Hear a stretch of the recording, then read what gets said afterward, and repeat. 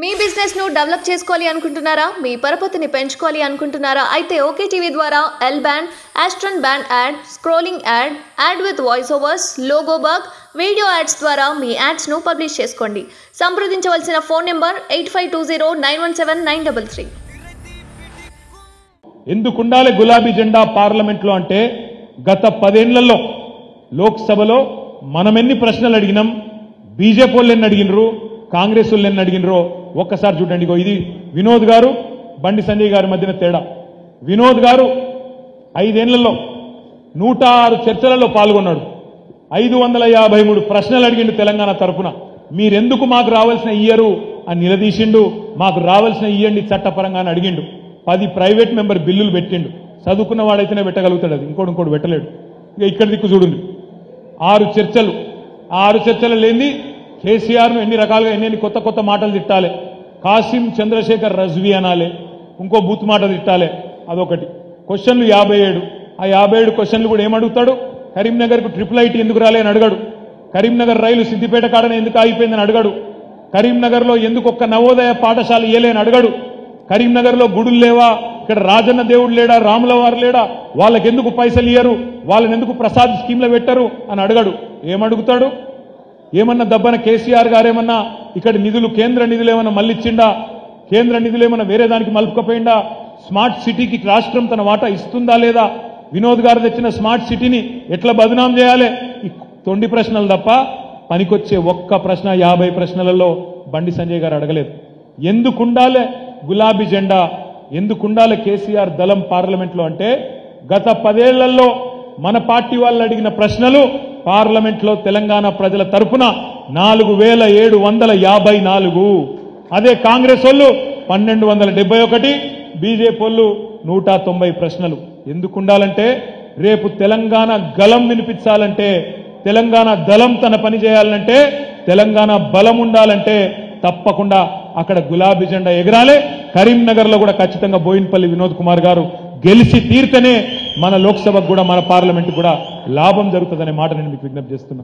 ఇదే రాహుల్ గాంధీ, ఇదే రేవంత్ రెడ్డి అదానీ అనట ఆయన ఏమేమని తిట్టినరు, ఏమేమన్నారు అన్నాడు?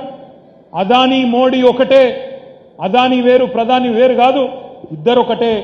అదానీ దోచుకొని సొమ్ము 609వ స్థానం నుంచి 2వ స్థానానికి ఎదిగిండు. మొత్తం ప్రపంచంలో 2వ కుబేరుడు అయ్యిండు. దానికి కారణం మోడీ. అదానీ దొంగ, ఆయన మీద జేపీసీ ప్రోబ్ వేయాలి, స్కామ్ ఇదంతా అన్నోళ్ళు వీళ్ళే. ఆనాడు రాహుల్ గాంధీ గారు ఏం మాట్లాడినరో ఇవాళ రేవంత్ రెడ్డి గారు ఏం చేస్తున్నారో ఒకసారి చూడండి.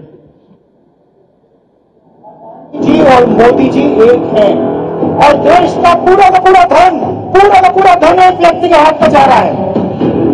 Airport, ports, defence, infrastructure, storage, agriculture storage से हिमाचल प्रदेश में से, कश्मीर में से पूरा का पूरा धन एक व्यक्ति के हाथ में जा रहा है. और जब हम प्रधानमंत्री से पूछते हैं ये 609 से 2 कैसे पहुंचा, बस ये बता दीजिए रिश्ता क्या है. हमारी पूरी की पूरी स्पीच एक्सपंज हो जाती है. खारगे जी की पूरी स्पीच एक्सपंज हो जाती है. गांधी जी के बारे में हिंदुस्तान के पार्लियामेंट हाउस में सवाल नहीं पूछा जा सकता है. हम पूछेंगे, एक बार नहीं 1000 बार पूछेंगे, रुकेंगे नहीं जब तक सच्चाई नहीं निकलेगी. गांधी जी की सच्चाई नहीं निकलेगी तब तक हम नहीं रुकेंगे. రేవంత్ రెడ్డి గారు చెప్పింది ఏంటి అదాని మీద?